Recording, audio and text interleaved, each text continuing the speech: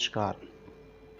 धार्मिक और पौराणिक मान्यताओं के अनुसार जब पृथ्वी पर पाप बहुत ज़्यादा बढ़ जाएगा, तब दुष्टों की संहार करने के लिए विष्णु का भावी और अंतिम अवतार कल्कि अवतार होगा। यदि देखा जाए तो भगवान विष्णु का यह अवतार निष्कलंक भगवान के नाम से जाना जाएगा। और आपको यह जानकर आश्चर्य होगा, भगवान श्री कल्कि का यह अवतार 64 कलाओं से पूर्ण निष्कलंक भगवान का अवतार होगा। शास्त्रों के अनुसार यह अवतार भविष्य में होने वाला है।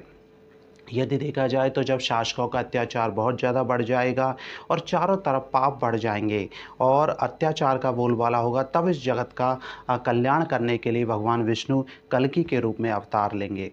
शिव पुराण में कलयुग के अंत का वर्णन मिलता है कि भगवान श्री की कल्कि के अवतार होंगे और वो दुष्ट और पापियों का संहार करके सतयुग की स्थापना करेंगे। और कलयुग के अंत और कल्कि अवतार के संबंध में अन्य पुराणों में भी वर्णन मिलता है। युग परिवर्तनकारी श्री कल्कि के अवतार का प्रयोजन विश्व कल्याण बताया गया है। यदि देखा जाए तो श्रीमद् भागवत पुराण में जो विष्णु के अवतारों की कथाएं वो विस्तार से कही गई हैं।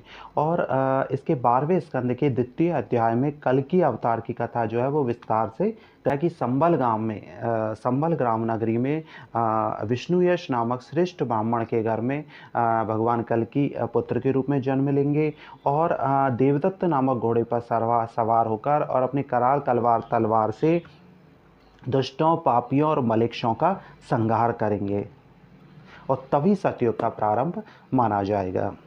और सबसे बड़ी बात कि भगवान परशुराम भगवान कल्कि के गुरु होंगे और वे भगवान कल्कि को दिव्यास्त्रों की शिक्षा देंगे, उनको युद्ध की शिक्षा देंगे और वे ही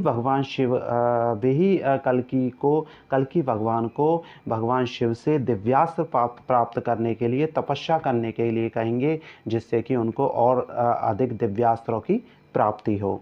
कल्कि पुराण में भगवान कल्कि की कथा इस प्रकार कही गई है कि संबल ग्राम नगरी में विष्णु यश ब्राह्मण के घर में विष्णु यश ब्राह्मण एक निवास करेंगे और वो सुमति नाम की स्त्री के साथ विवाह करेंगे और उनके यहाँ कल्कि उनके घर में पुत्र के रूप में जन्म लेंगे और अल्पायु में ही उनको वेद और शास्त्रों का ज्ञान हो जाएगा। और वे दुख से कातर परेशान जो भी लोग हैं, जो भी पूजा पाठ करने वाले लोग हैं, जो भी धर्म कर्म में आस्था रखने वाले लोग हैं, उन लोगों की रक्षा करने के लिए वो धरती पर अवतार लेंगे और वे महादेव की उपासना करके अस्त्र शस्त्र की शिक्षा लेंगे और उनका जो विवाह है वो पद्मा देवी के साथ होगा। तो इस प्रकार कल्कि अवतार के संबंध में हमारे पुराणों में कथा कही गई है।